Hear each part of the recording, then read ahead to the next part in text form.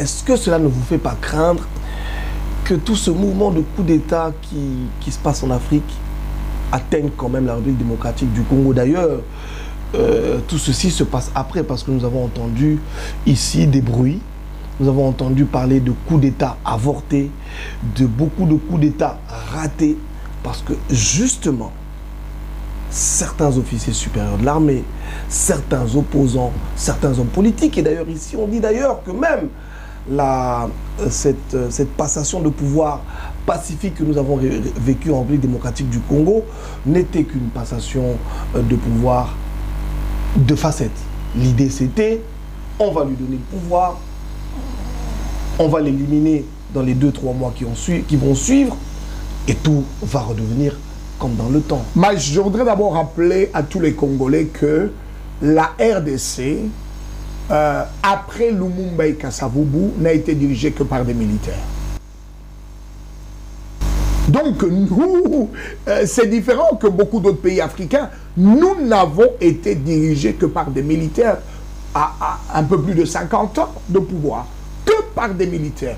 Mobutu était militaire, Laurent Désiré Kabila était militaire, et Joseph était militaire. C'est eux qui ont dirigé cette nation et l'ont emmené là où nous sommes. Donc, après tous ces militaires, eh bien, je ne veux pas entrer dans les détails. Bon, les gens disent, nous sommes allés aux élections en 2018.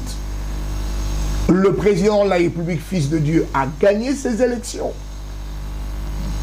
Peut-être que ceux qui avaient laissé penser qu'ils étaient capables de revenir, mais ils se rendent bien compte que c'est un civil, oint par Dieu, fils de Dieu, qui est en train d'emmener une véritable transformation, même au niveau de l'armée.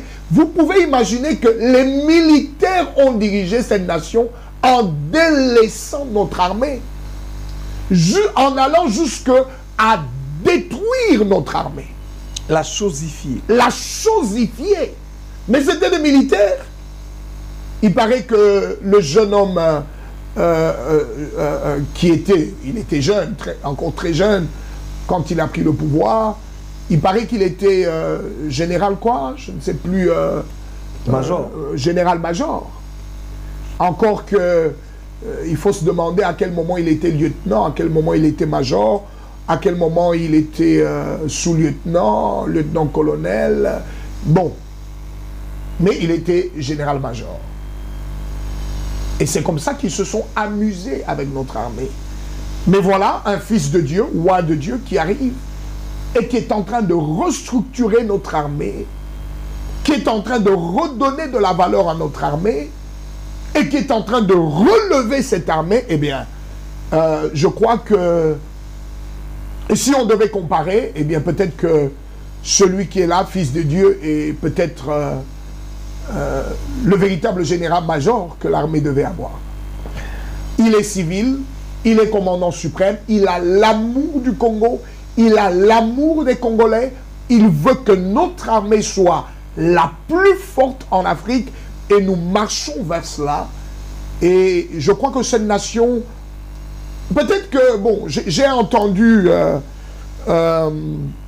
l'abbé catholique Monseigneur Chollet, je pense que c'est comme ça qu'on l'appelle, mais je crois que Monseigneur Chollet, il doit, quand je l'entends, je me dis, je crois qu'il doit être comme moi, prendre position, parce qu'il prend position, et il est en train de faire appel, il appelle, il dit, si vous ne faites pas ce que nous demandons vis-à-vis de la CENI, eh bien, il ne faut qu'un courageux. Donc, vous voyez cet homme qui se cache derrière sa robe, encore que ce jour-là, sur Top Congo, il était en veste et cravate. Et, je ne sais pas, c'était pas une cravate, mais le col pastoral. Exactement. Et ça se demandait si c'est vraiment pastoral. Quelles sont les brebis qu'il dirige? C'est une question à poser. Mais cet homme, il n'est pas différent de moi politiquement. Moi, je suis tshisekédiste. Et lui, il prouve qu'il est katumbiste. Alors, pourquoi lui, katumbiste, qui appelle à un soulèvement à un courageux. Au fait, il doit être poursuivi par les services de sécurité. On doit savoir qu'est-ce qui se cache derrière lui, parce que je crois que ce soit la DEMIAP, que ce soit l'Agence nationale de renseignement, que nos services de sécurité, civils comme militaires, doivent, je pense, l'interpeller et comprendre la pensée qu'il avait, parce qu'il l'appelle réellement à un courageux. Il l'appelle courageux de venir prendre le pouvoir. C'est ce qu'il fait, ce katumbiste d'Abbé Cholé.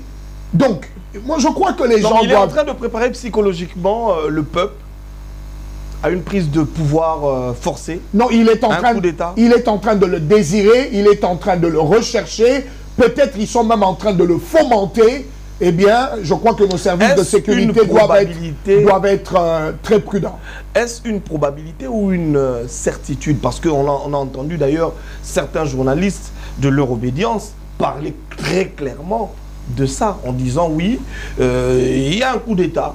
Donc ne vous étonnez pas un jour si quelqu'un prend le pouvoir ou quelqu'un vient de descendre le chef de l'État. Mais c'est simplement parce qu'ils n'ont pas d'alternative. Ils comprennent que le peuple n'est pas avec eux. Et comme ils veulent le pouvoir pour le pouvoir, ils espèrent qu'il devrait avoir un coup d'État. Et je ne sais pas par quelle magie, ils pensent que ce coup d'État leur servirait à eux. Ou bien simplement, Félix doit partir et il doit partir. Je voudrais rappeler à tous ces gens, Miles, je parle comme serviteur de Dieu. Je voudrais rappeler à tous ces gens que Félix est dans une mission dans cette nation jusqu'en octobre 2029. Je dis bien jusqu'en octobre 2029, parole de l'Éternel.